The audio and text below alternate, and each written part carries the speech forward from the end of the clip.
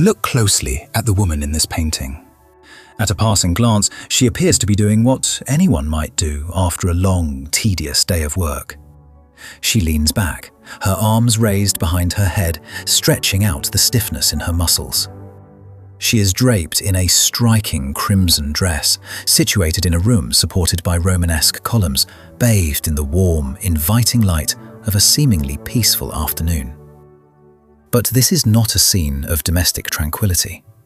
This is a prison cell, and the woman we are looking at is trapped in an unending psychological nightmare. This is "I am half sick of shadows," said the Lady of Shalott, completed in 1915 by the English painter John William Waterhouse. It is the third and final time Waterhouse would paint this specific tragic figure. But to understand why she is stretching and why she is surrounded by the specific objects in this room, we have to understand the invisible chains that hold her here. She is the protagonist of Alfred Lord Tennyson's famous 19th century poem, a woman cursed to live in complete isolation in a tower near King Arthur's Camelot. The terms of her curse are as specific as they are cruel. She is strictly forbidden to look directly at the outside world. Instead, she is doomed to observe reality solely through the reflections of a large mirror positioned behind her, and she must spend her days endlessly weaving the sights she sees into a tapestry. In this painting, Waterhouse captures a highly specific, fleeting moment of profound realization. The title itself is a direct quotation from the end of the second part of Tennyson's poem. She has just seen the reflection of two young lovers lately wed, and a quiet, devastating truth has finally settled in her mind. She utters the words, "I am half sick of shadows." It is the moment a prisoner decides that the safety of the cage is no longer worth the price of her life. But when the shadows are no longer enough, what exactly is the cost of stepping into the light? Waterhouse was a master of embedding deep psychological tension into seemingly beautiful, quiet spaces. In this 1915 masterpiece, every object in the room acts as a silent witness to her internal rebellion. Notice the geometric tiles of the floor and the sturdy frame of the loom. They deliberately draw your eye inward, making you feel the claustrophobia of her stone sanctuary. The vibrant red of her dress acts as the beating heart of the composition, a color that historians suggest highlights a state of heightened physical or psychological stimulation. She is waking up. But it is the tools of her confinement that carry the heaviest symbolism. Notice the shuttles abandoned in her lap and suspended beside the loom. Their inherently boat-like design acts as a chilling visual echo, a quiet promise of a very different vessel she is destined to board. And in the reflection of the large circular mirror behind her, you can spot a single poppy. In the language of flowers, a poppy often symbolizes sleep or death.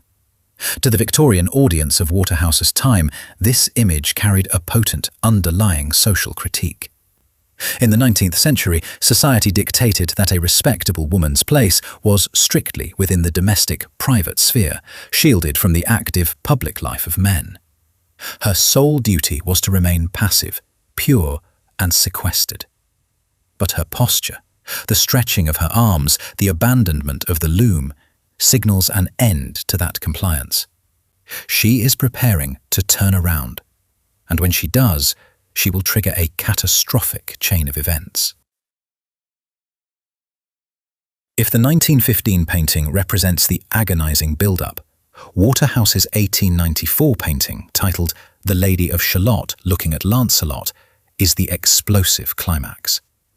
In the poem, the mirror suddenly reveals the dazzling image of Sir Lancelot riding by. But it is the sudden sound of him singing Tira Lira by the river, coupled with his brilliant reflection, that acts as the final catalyst to break her restraint. She leaves her loom, takes 3 paces across the room, and commits the ultimate forbidden act. She looks directly out the window. Waterhouse captures this exact, terrifying second. The painting is a masterpiece of kinetic energy. The lady is seen leaning forward, as if about to flee, gripping one of her wooden shuttles. But look closely at her legs.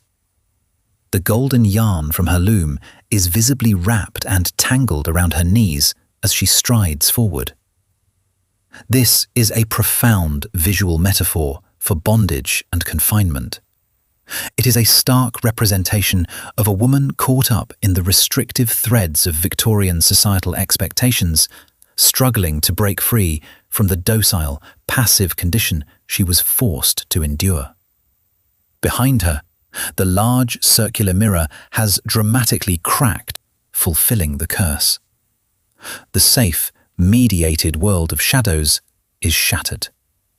Interestingly, Waterhouse originally sketched her wearing a red dress for this scene, but in the final canvas, he painted her in a stark white gown. This shift to white strips away the vibrant energy of her initial awakening, replacing it with the pale reality of her immediate doom. She has chosen to experience reality firsthand, knowing full well it will destroy her. The curse has fallen. But her story does not end in the tower. It ends somewhere else. The consequences of her rebellion are depicted in Waterhouse's first and perhaps most famous version of the character, painted in 1888. Simply titled The Lady of Shalott, this monumental work currently hangs in the Tate Britain. Having fled the tower during an autumn storm, she finds a small boat, writes her name on the prow, and sets herself adrift down the dim expanse of the river toward Camelot. In this painting, Waterhouse places us right there on the water with her. The surrounding environment is heavy with the scent of decay. Notice the fallen leaves resting lightly on the surface of the water and on her dress. They act as a potent emblem of deterioration and the relinquishment of purity. The river itself is painted with meticulous, naturalistic detail, right down to the water plants and two swallows skimming the surface. But Waterhouse did something highly controversial here. He fundamentally altered Tennyson's narrative. Look at the prow of the boat. Waterhouse painted a crucifix, and beside it, 3 candles. 2 of the candles have already blown out in the wind, a classic symbol signifying that her life is rapidly fading. Tennyson never mentioned a crucifix or candles in his text. Furthermore, Waterhouse painted the lady sitting directly on the magnificent tapestry she had woven in the tower. According to Tennyson, the moment she looked out the window, the tapestry unravelled. Out flew the web and floated wide. Many scholars interpret this to mean that art created from mirrored illusions could not survive in the real world. Waterhouse's artistic choices suggest he disagreed. By depicting her sitting directly on the magnificent tapestry, he seems to be arguing that art must exist in the real world, and so her creations survived the journey with her. By adding the crucifix and the extinguished candles, Waterhouse transformed her death from a passive, magical punishment into a conscious act of personal atonement. Her mouth is slightly open. She is singing her final, mournful lament as her blood slowly freezes. She knows that Lancelot does not love her, and she knows she will die before she reaches the first house by the waterside. Yet, she chose to subject herself to the unknown. She made a profound, sacred decision that facing the reality of physical death was infinitely better than remaining in the suffocating social death of her tower. Have you ever walked away from a situation that was completely safe but totally suffocating? Was the messy reality worth it in the end? Share your story down below. By the way, museum-quality reproductions of the featured paintings are available at our store, viewcrypt.com. The link is in the pinned comment below. See you in the next one.